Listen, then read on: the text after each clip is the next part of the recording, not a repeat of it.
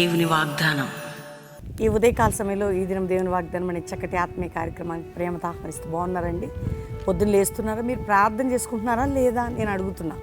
మీరు ప్రార్థన చేసుకోవాలి, ప్రభుతో గడపాలి, కనెక్ట్ అవ్వాలి. మీరు ఎలా ఉన్నారు, మీ కుటుంబాలు ఎలా ఉన్నాయి, ఏ సమస్యల్లో వెళ్తున్నారు, చెప్పుకోలేని బాధలు కొందరికి ఉంటాయి, పైకి మంచి సంతోషంగా ఉంటారు, లోపల ఎన్నో గాయాలు.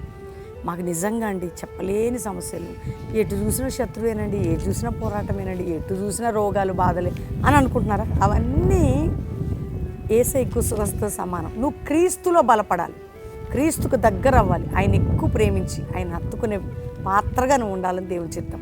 ఇంకా రక్షణ పొందని బిడ్డలు, ఇది యేసు రక్షకు నీ కోసం ప్రాణం పెట్టిన యేసుకు నీ జీవితాన్ని సొంతం చేసుకో. ఒక్క మాట నేను చదువుతున్నాను ఇప్పుడు దేవుని వాక్యము. మరి యెషయా గ్రంథం 62వ అధ్యాయం అద్భుతమైన మాట 8వ వచనం. యెహోవా ఈలాగు ప్రమాణం చేసిన ఏంటది? నిత్యముగా ఇక నీ ధాన్యము నీ శత్రువులు ఆహారముగా ఇవ్వను, నువ్వు ప్రయాసపడి తీసిన ద్రాక్షారసమును అన్యులు తాగరు. ఇవ్వను నీ శత్రువుకి. నువ్వు కష్టపడిన నీ కష్టం నేను ఇవ్వను, ఎవరికి ఇవ్వను. నువ్వు ఎంత కష్టపడుతున్నావు, ఎంత ప్రయాసపడుతున్నావు, అది నీకే ఇస్తా అంటే దేవుడు ఏమంటాడు? వాగ్దానం చేస్తున్నాడు నీకు.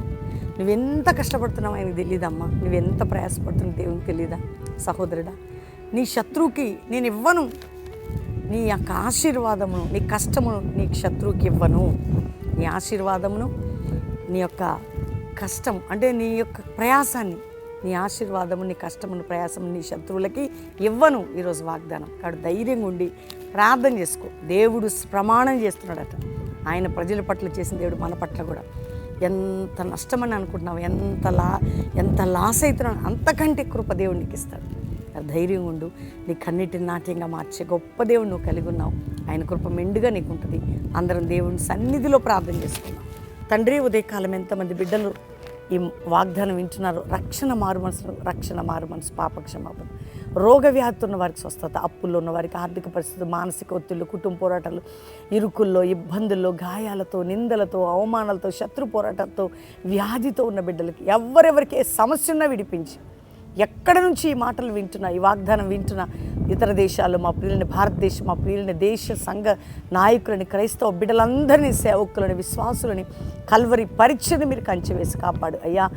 మా కుటుంబాలను శత్రువుకు అప్పచెప్పకుండా మా కల్వరి మినిస్ట్రీ చుట్టూ నీ దూతల సన్నిధి, మా బిడ్డలందరి చుట్టూ నీ దూతల సన్నిధి, సంఘాల చుట్టూ నీ దూతల సన్నిధి అయ్యా. దేశ ప్రజలకి క్షేమము, రక్షణ, భద్రత, అందరికీ విడుదల దయచేయండి. ఇదిగో కోర్టు కేసుల నుంచి, ఇతర సమస్యల నుంచి విడిపించండి. వారి డబ్బు ఎక్కడ చిక్కబడిందో విడిపించండి. మోసపోయిన స్థితి నుంచి విడిపించండి. వివాహం గారి బిడ్డలు, అప్పులు ఉన్న వారికి అద్భుతం చేయండి ఆయన. ఎందరెందరూ ఏ సమస్యలు, గర్భఫలం లేదు నేడుస్తున్న గర్భాలు తెరిచి గొప్పకారం చేయి. మ్యారేజ్ డే, బర్త్డే బిడ్డలను బ్లెస్ చేస్తూ అందరికీ మీరు తోడై ఉండమని యేసు నామములో అడుగుచున్నాం తండ్రి. Amen, amen. దేవుని బిడ్డలారి వాగ్దానం అందరూ లైక్ చేసి షేర్ చేయండి, మంచి కామెంట్స్ పెట్టి దేవుని మహిమపరచండి. ప్రభువుకి మీకు ఎలా అనిపిస్తుంది దేవుడు మీకు ఇస్తున్న వాగ్దానాలు, మీరు మేలు పొందుతున్నట్టే ఓ చక్కటి వీడియో చేసి మన కల్వరి వాట్సాప్ నెంబర్కి పంపండి. మీరు పొందుతున్న మేలు మన పాస్టర్ ప్రవీణ్ యూట్యూబ్ ఛానల్లో ప్రొద్దున సాయంత్రం లైవ్ చూడండి. ఎన్నో కార్యక్రమాలు, ప్రోగ్రామ్స్, 50 దినాలు కూడా త్వరలో రాబోతున్నాయి. మరి ఆగస్టు 28 నుంచి ప్రారంభ సభ, ఉదయం 7 గంటలకు బెల్లంపల్లిలో, అక్టోబర్ 16 ముగింపు సభ. ఈ మధ్యకాలంలో ఎన్నో ప్రోగ్రామ్స్ ఉన్నాయి. చక్కటి నీ కన్నులోనే కన్నీరు పాట అందరు వినండి. ప్రభువుకు మీ కన్నీటిని తుడిచే పాట. దేవుడు మిమ్మల్ని దీవిస్తాడు. అందరి వాగ్దానం లైక్ చేసి షేర్ చేయండి.